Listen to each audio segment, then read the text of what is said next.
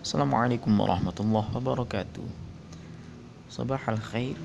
Selamat pagi anak-anak kelas 8 Madrasah Sanawiyah dimanapun Anda berada. Kita berjumpa kembali dalam pembelajaran fikih kelas 8, yakni bab 7 tentang ketentuan halal dan haramnya makanan, atau makanan yang halal dan yang haram, gitu ya.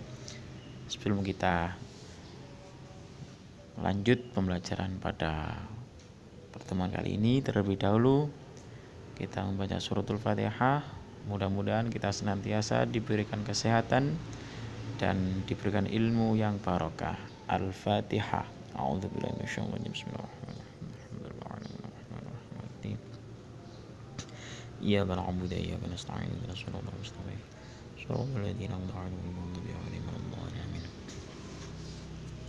Baik anak-anak, jangan lupa nanti kalau ada pertanyaan bisa bertanya di kolom komentar ya. Dan jangan lupa klik absen di kolom komentar juga. Baik, kita lanjutkan.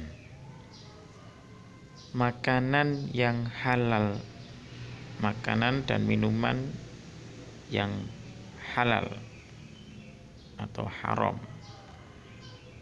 Ini peta konsepnya. Yang pertama adalah makanan dan minuman binatang yang halal dan yang haram. Ini apa saja? Yang pertama,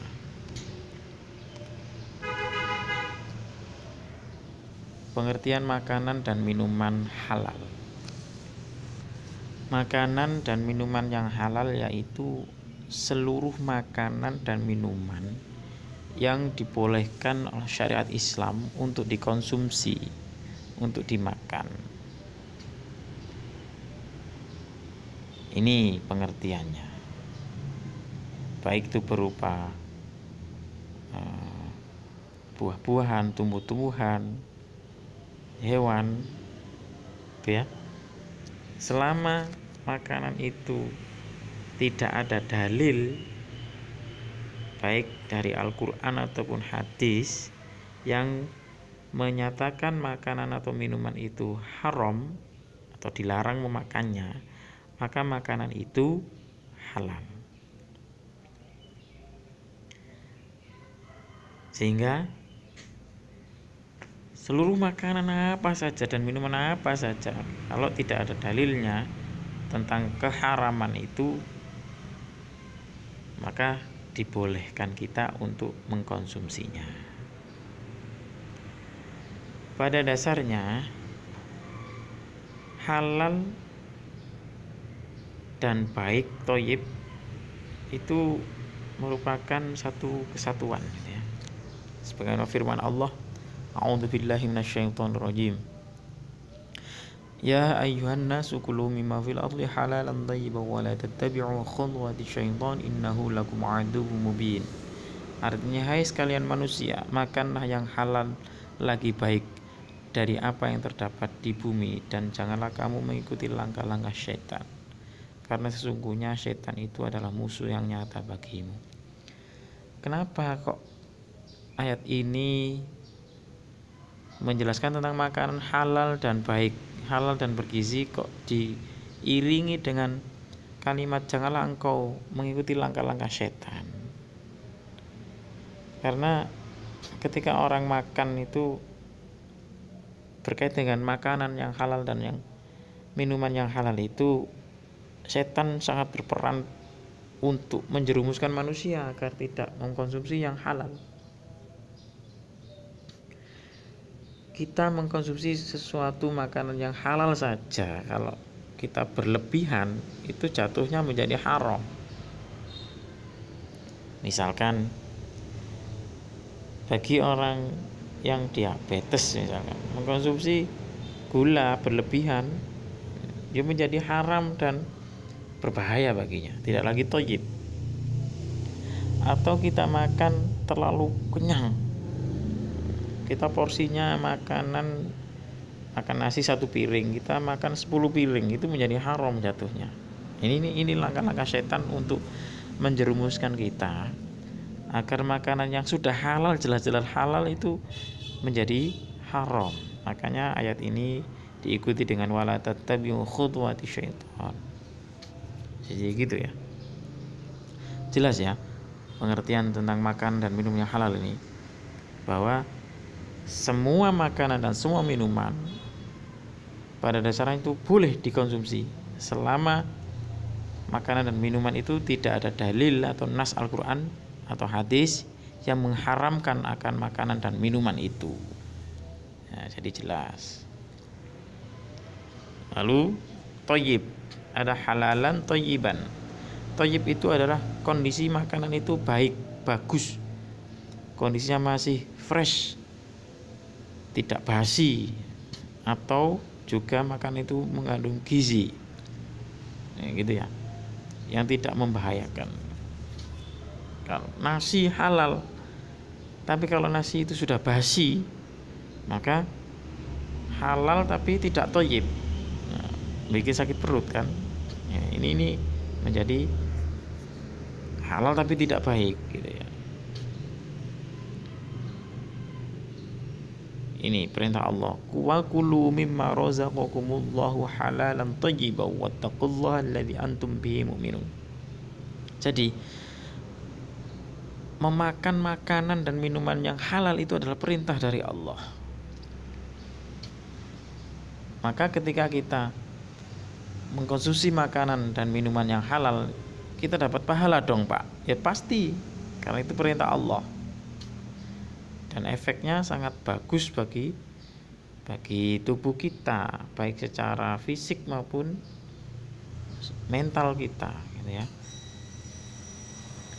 Berdasarkan kedua ayat tersebut, jelaslah bahwa makanan dan minuman yang dikonsumsi oleh seorang muslim hendaknya memenuhi dua syarat, yaitu satu, halal, artinya diperbolehkan untuk dikonsumsi dan tidak dilarang oleh hukum syariat Islam. Yang kedua, thayyib, artinya makanan atau minuman itu sehat, bergizi, mengandung nutrisi dan bermanfaat untuk kesehatan. Jelaskan? Iya. Kemudian, makanan dan minuman harus halal. Halalnya suatu makanan atau minuman harus meliputi 3 hal. 1 atau A, halal karena zatnya makanan atau minuman itu sendiri. Makanan itu terbuat dari bahan yang halal, tidak mengandung unsur-unsur yang diharamkan menurut syariat. Jadi barang makanannya sendiri itu halal. Nasi misalkan, daging kambing misalkan, buah jeruk, buah apel, ini namanya barangnya, zat dari makanan itu sendiri memang halal. B, halal cara mendapatkannya. Ini nasi halal, buah apel halal, tapi hasil dari mencuri, maka makanan itu tidak lagi halal, menjadi haram karena cara mendapatkannya, cara memperolehnya dari yang dilarang oleh syariat Islam. Mencuri, menipu, merampok, ya, itu namanya tidak boleh. Barangnya halal, tapi cara mendapatkannya haram, maka makanan atau minuman itu pun menjadi haram. C, halal karena proses atau cara pengolahannya. Ini hewan kambing, hewan ayam halal, tetapi ketika menyembelihnya tidak atas nama Allah, maka atau proses pengolahannya ini tidak nama Allah, kan berarti ini menjadi haram. Ya. Ayam kan halal, kambing halal, disembelih, tapi cara menyembelihnya dipalu begitu saja, langsung mati hewan itu, terus diolah. Jadi ini namanya prosesnya tidak halal. Nah, ini menjadi haram makanannya. Atau makanan minuman yang proses pengolahannya dicampur dengan bahan haram seperti lemak babi, makanan minuman tersebut menjadi haram. Minuman dicampuri arak dan lain-lain itu ya, dicampur narkoba. Ini proses atau cara pengolahannya yang salah, yang tidak sesuai syariat Islam, maka makanan itu menjadi haram. Jadi 3 hal ini syarat atau memenuhi kriteria ini, kehalalan itu ya. Yang kedua, makanan dan minuman harus thayyib, artinya baik bagi tubuh dan kesehatan. Sehingga makanan yang membahayakan kesehatan, misalnya mengandung formalin, mengandung pewarna untuk tekstil, makanan berlemak yang berlebihan dan lain-lain, tidak dikatakan thayyib, ya kan, berbahaya bagi tubuh. 2. Jenis makanan dan minuman yang halal. 1. Semua makanan dan minuman yang tidak diharapkan oleh Allah dan Rasulnya, artinya semua makanan dan minuman itu boleh dan halal dikonsumsi sampai ada dalil yang menyatakan keharamannya. Dalilnya apa? Huwallazi khalaqalakum ma fil ardi jami'a, ya. Semua makanan selama tidak ada dalilnya yang mengharamkan makanan dan minuman itu, maka disebut halal. Akan tapi jangan serta-merta ditelan mentah-mentah kalimat ini ya. Itu narkoba jenisnya banyak sekali. Apakah ada dalilnya? Ada dalilnya. Ya. Minuman keras model bagaimanapun itu kan tidak ada dalilnya. Ada dalilnya tentang keharaman itu ya. Jadi berhati-hatilah. Oplosan itu tidak ada dalilnya, Pak. Ya, tidak ada dalilnya secara yang mengatakan al-oplosanu haramun, tidak ada. Tapi itu sesuatu yang berbahaya, maka itu haram juga. Ya, jelas ya. 2. Semua makanan yang baik, tidak kotor dan tidak menjijikkan. Ini ciri-cirinya. Maka itu menjadi halal. Yang ketiga, semua makanan yang tidak memberi mudarat, tidak membahayakan kesehatan jasmani dan tidak merusak akal, moral dan akidah. Ini seperti tadi.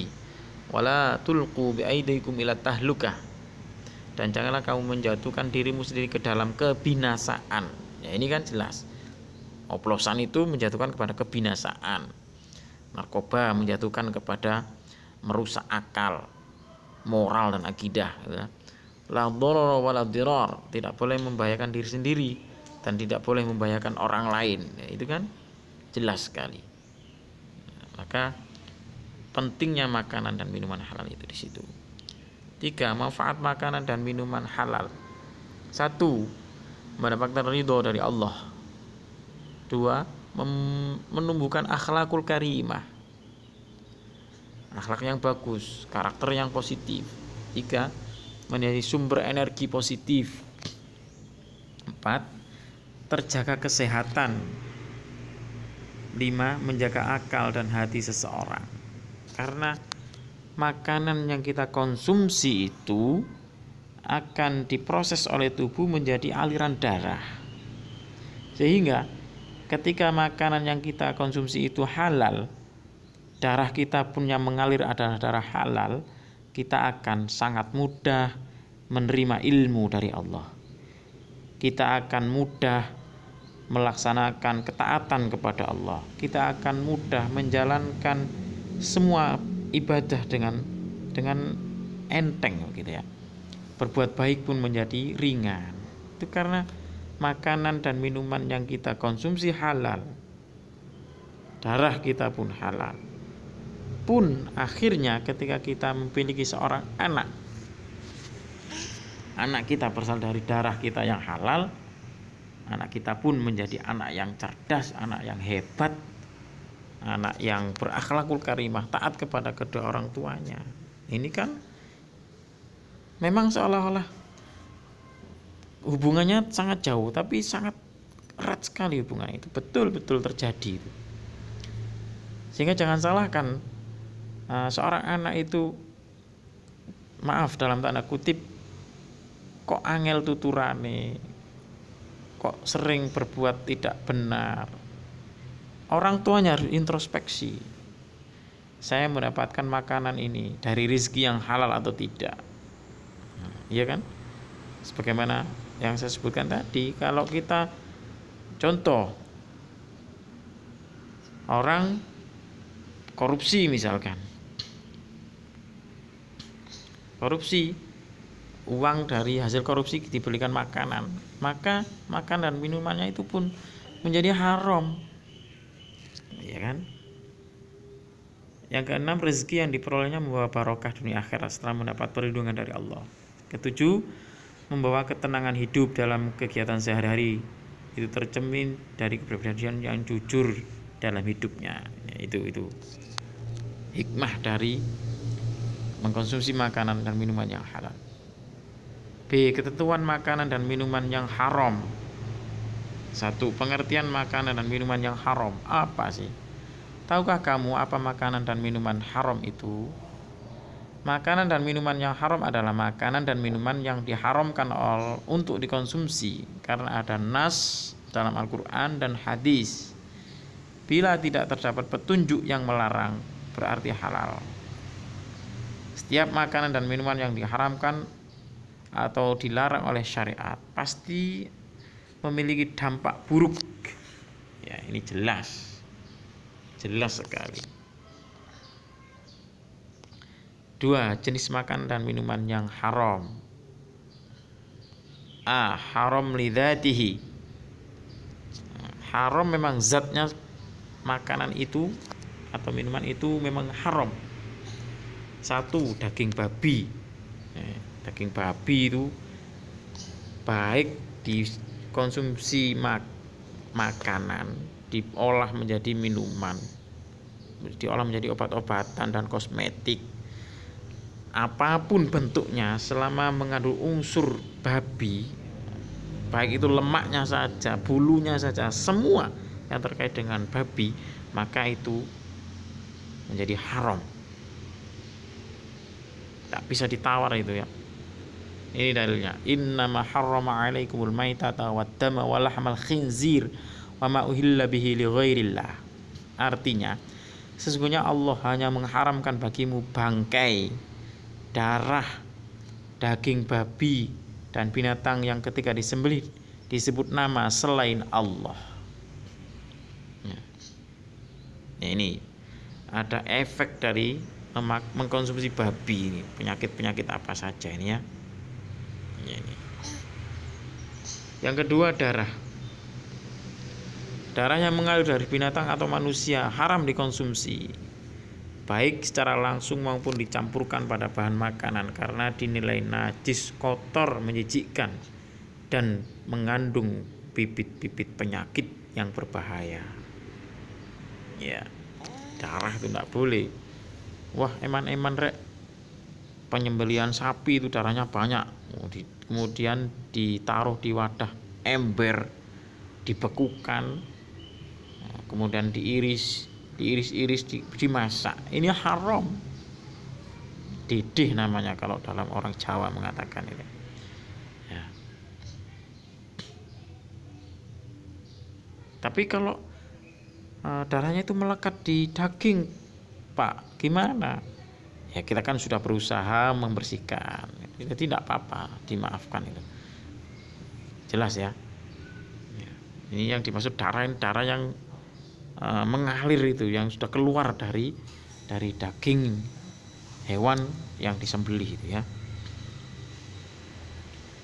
Yang ketiga, khamr atau minuman keras. Ini dalilnya. A'udzubillahi minasyaitonir rajim. Ya ayyuhalladzina amanu innamal khamru wal maisiru wal ansabu wal azlamu rijsun min 'amali syaitan fajtanibuhu la'allakum tuflihun. Hai orang-orang yang beriman, sesungguhnya meminum khamr. Khamr itu minuman keras gitu ya. Tapi tidak sekedar minuman keras, termasuk narkoba itu adalah khamr dalam bahasa Arab gitu ya. Ya, sesuatu yang membuat memabukkan, ngefly. Itu namanya khamr. Jadi ini dalilnya. Berjudi, berkorban untuk berhala, mengundi nasib dengan panah adalah perbuatan keji, termasuk perbuatan setan, maka jauhilah perbuatan-perbuatan itu ya. Pak, kalau kita minum minuman keras tapi tidak mabuk, Pak, gimana, Pak? Sedikit saja, 1 sendok saja, Kak. Pak, gimana ini hukumnya? Tetap haram. Ma askara katsiru faqaliluhu haram. Ini dalilnya. Sesuatu yang memabukkan dalam keadaan yang cukup banyak, maka dalam keadaan sedikit juga tetap haram. Jelas ya. Yang kedua,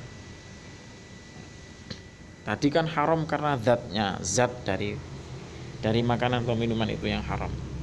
Sekarang haram li ghairi, makanan yang haram karena faktor eksternal. Maksudnya hukum asal makanan itu sendiri artinya halal asalnya, akan tapi berubah menjadi haram karena adanya sebab yang tidak berkaitan dengan makanan tersebut ya. Di antaranya satu, bangkai ayam jika disembeli masih hidup halal, tapi ketika ayam itu mati dengan sendirinya kemudian kita masak itu haram. Ya, itu ya. Jenis bangkai ada banyak ini. Al-munhaniqah, yaitu binatang yang mati karena tercekik. Nah, itu menjadi bangkai hukumnya. Berarti ketika kita menyembelih hewan dengan cara mencekik, maka hewan itu hukumnya menjadi bangkai. Yang kedua, al-mauqudah, yaitu binatang yang mati karena terkena pukulan keras.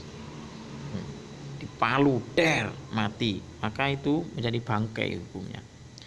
Yang ketiga, al-mutaraddiyah, yaitu binatang yang mati karena jatuh dari tempat yang tinggi. Ya, punya kambing naik ke lantai 10 kemudian jatuh mati, ini haram hukumnya dimakan. Kambing itu menjadi bangkai. An-natihah, yaitu binatang yang mati karena ditanduk oleh binatang lain, ini pun haram menjadi bangkai hukumnya.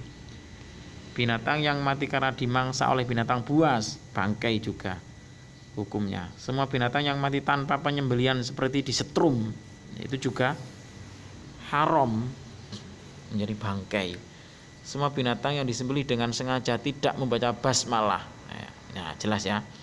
Semua hewan yang disembelih untuk selain Allah walaupun dengan membaca basmalah, ya, ini juga menjadi bangkai hukumnya.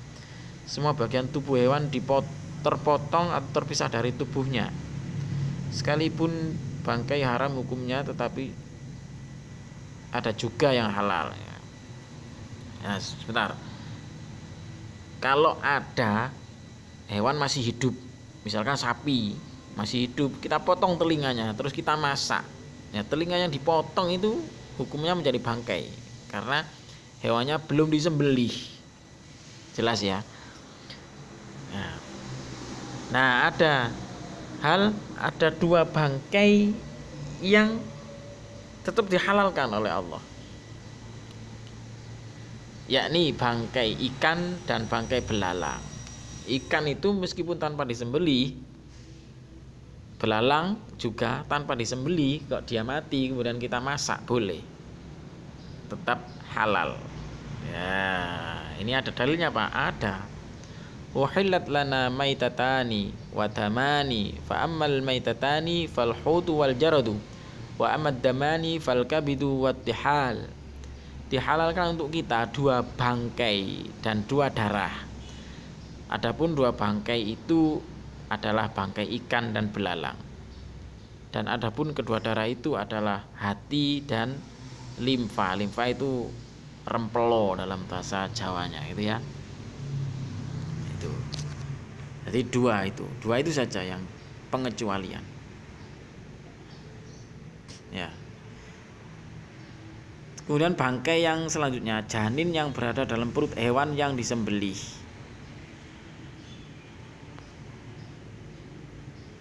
Ini boleh dikonsumsi, halal, karena janin itu mengikuti penyembelihan induknya, itu ya.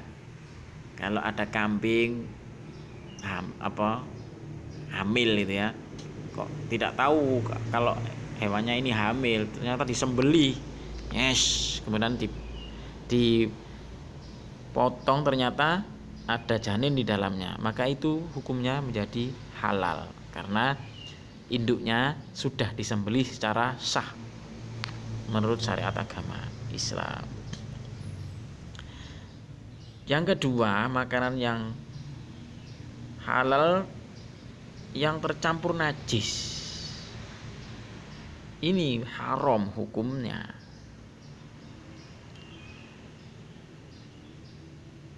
Contohnya seperti mentega, madu, susu, minyak goreng atau selainnya yang kejatuhan tikus atau cicak misalnya, hukumnya menjadi haram. Ya, jelas ya. 3. Makanan haram yang diperoleh dari usaha dan cara zalim seperti mencuri, tadi sudah ya. Mencuri, korupsi, menipu, merampok, hasil judi, undian harapan, taruhan, menang togel dan lain-lain itu termasuk menjadi haram makanan yang dihasilkan dari hal-hal itu. Nah, 3. Akibat dari mengkonsumsi makanan dan minuman yang haram. 1. Apa sih akibatnya? Amal ibadahnya tidak akan diterima oleh Allah. 2. Makanan dan minuman haram bisa merusak jiwa, terutama minuman keras yang mengandung alkohol, seperti kecerdasan menurun, cenderung lupa dan melakukan hal-hal negatif, senang menyendiri dan melamun, semangat kerja berkurang, istilah gak enak. 3. Makanan dan minuman yang haram dapat membahayakan kesehatan, jelas. Makanan dan minuman 4. Makanan dan minuman yang haram memubazirkan harta, jelas. 5. Menimbulkan permusuhan dan kebencian. 6. Menghalangi terkabulnya doa karena telah melanggar aturan Allah. 7. Menghalangi mengingat Allah. Nah, gitu ya.